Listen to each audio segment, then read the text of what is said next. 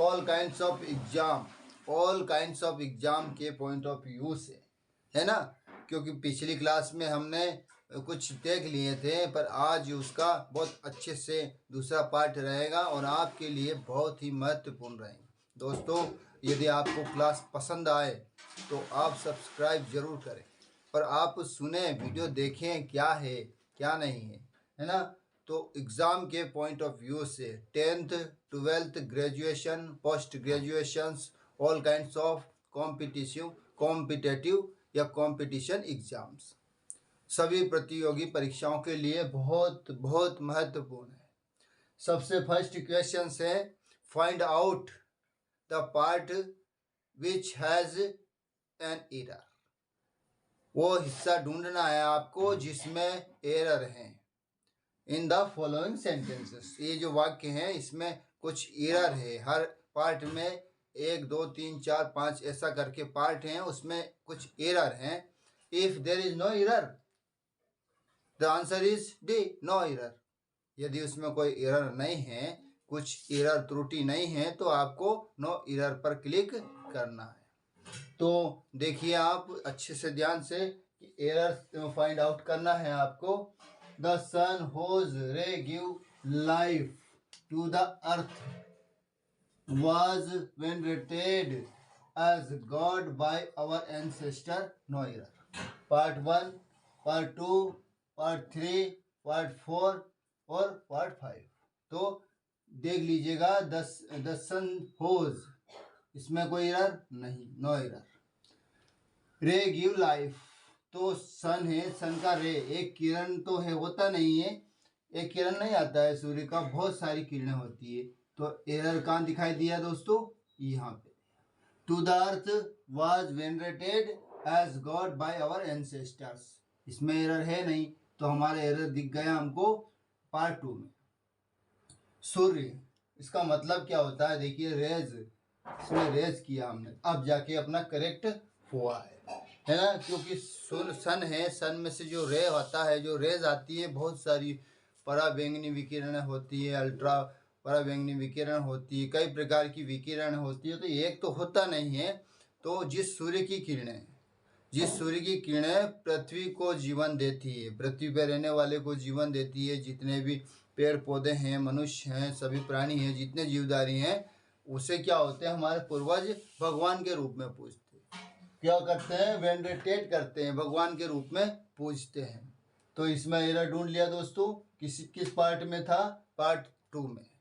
तो ये क्लिक कर दिया अपने, एरर पता चल गया। तो सेकंड देखिए, Mrs Thakur told her son, part 1 हुआ, a story in details where he was to sleep on bed last night, no error. तो देखिए पार्ट 1 में कोई mistake, Mrs Thakur told her son, ये तो करेक्ट है।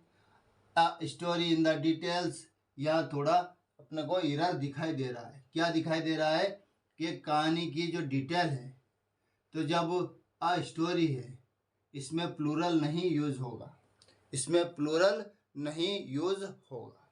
क्यों नहीं होगा, क्योंकि स्टोरी है, उसको उसमें डिटेल में एक ही तो बार, डिटेल में जो कहना, ये कहानी को बार बार थोड़ी ना रिपीट करेंगे। तो इसमें एरर दिखाई दिया, ये डिटेल्स नहीं आएगा, केवल डिटेल आएगा।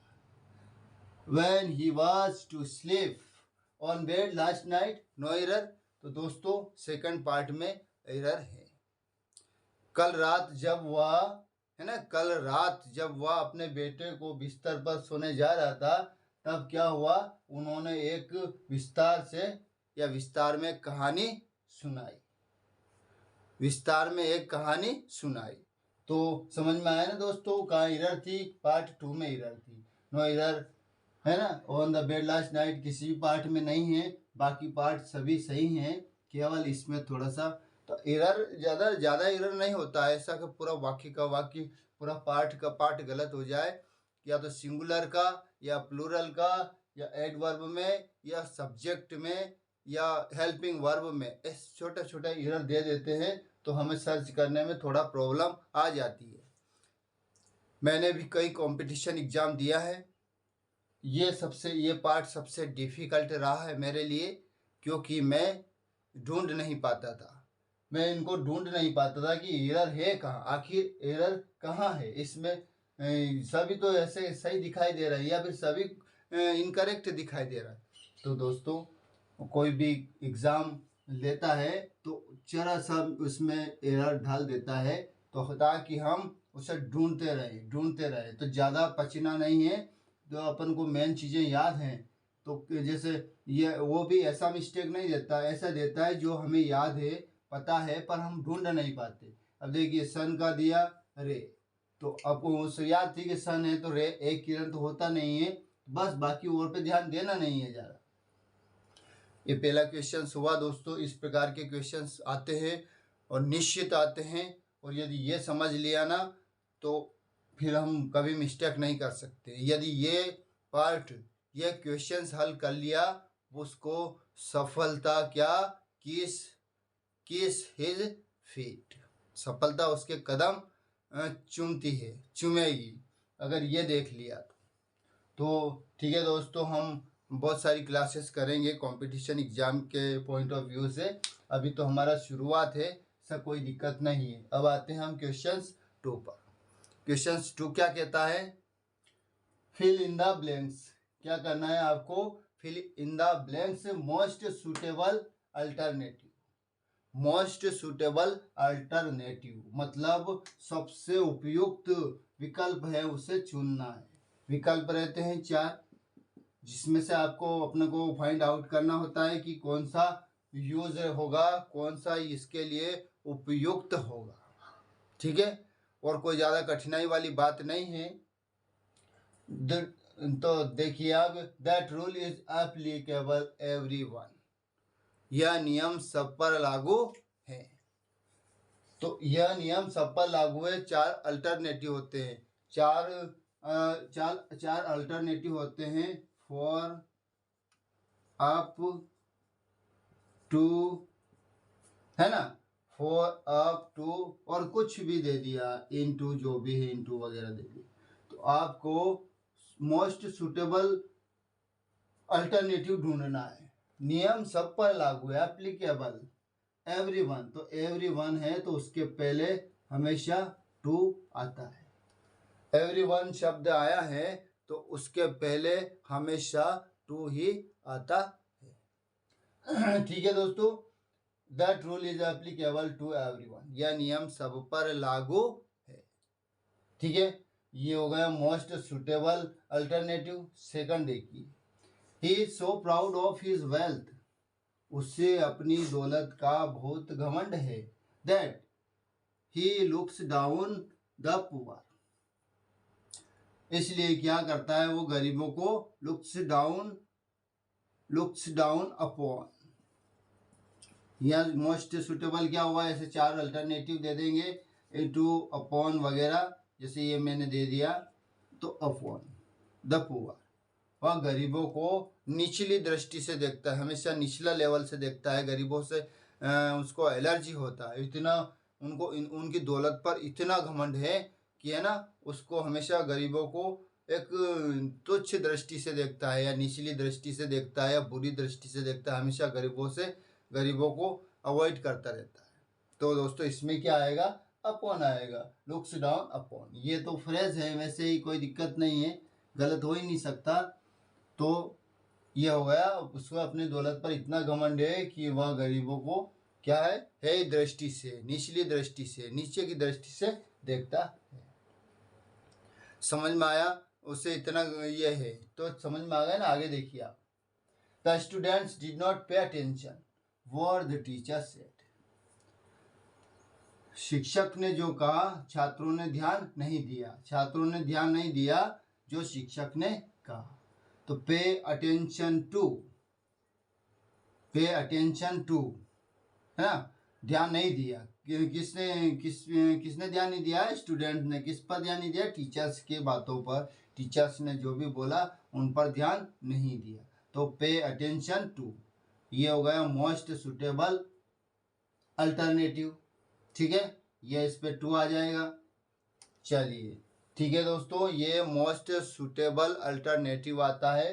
क्यों, ये कुछ भी ऐसे कोई ज़रूरी नहीं है, प्रीपोजिशन से रिलेटेड आ सकता है, एडवर्ब से रिलेटेड आ सकता है, उसमें ऐसा फिक्स नहीं है। उसमें 4 ऑप्शन रहेंगे, आपको 4 ऑप्शन उसी से रिलेटेड रहेंगे। एडवर्ब हैं तो एडवर्ब से रिलेटेड रहेंगे, प्रीपोजिशन है तो प्रीपोजिशन से रिलेटेड रहेंगे, पर वो रहेंगे वही। ठीक है दोस्तों, आगे बढ़ते हैं क्वेश्चन नंबर 3 पर। क्वेश्चन नंबर 3 है, क्या है? Fill in the blanks. Fill in the blanks, खाली स्थान को भरना है ना। हाँ, फिल इन द ब्लैंक्स किससे रिलेटेड है? एडवर्ब से रिलेटेड, एडवर्ब से रिलेटेड है। Choose the correct alternative options या place of adverb.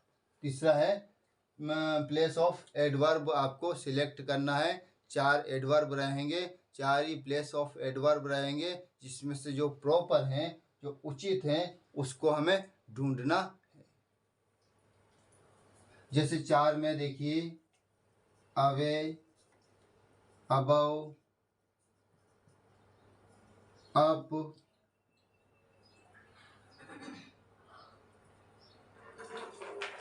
To, away, above, up, to. और भी बहुत सारे एडवर्ब ऑफ प्लेस रहेंगे, है ना। तो या फिर एनीवेयर, नोवेयर, कुछ भी आ सकता है। नोवेयर आ सकता है, नोवेयर।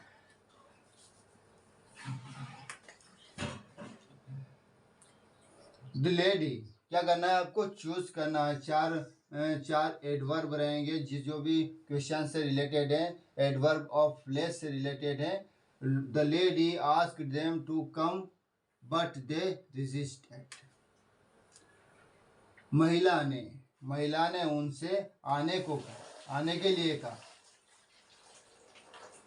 लेकिन उन्होंने विरोध किया। लेकिन उन्होंने क्या किया? विरोध किया। तो लेडी ने क्या आने का मतलब किया? Come up. कम अप, इसमें जो फ्रेज है कम अप है, एडवर्ब ऑफ प्लेस में आएगा come up. The lady asked them to come up, but they resisted.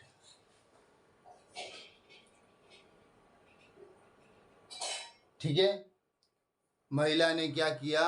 महिला ने उसको अंदर आने के लिए कहा, कम अप बोला, पर उन्होंने क्या किया? विरोध किया।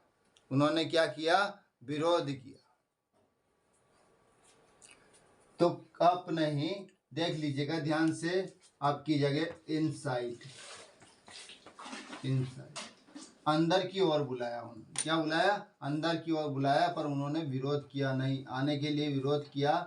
इनसाइड, महिला ने अंदर आने के लिए, उनको अंदर आने के लिए जो कहा, लेकिन उन्होंने क्या किया? विरोध किया। तो ये दोस्तों एडवर्ब ऑफ प्लेस है।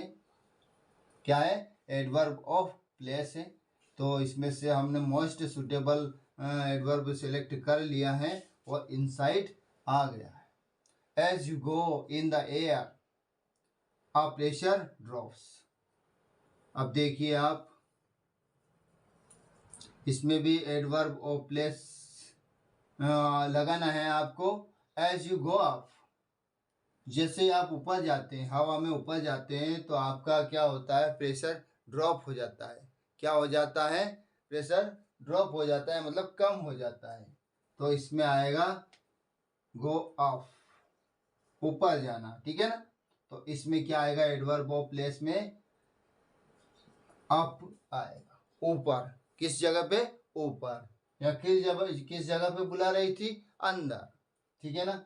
तो समझ में आया एडवर्ब ऑफ प्लेस दोस्तों। अब आते हैं क्वेश्चन नंबर 4 पे।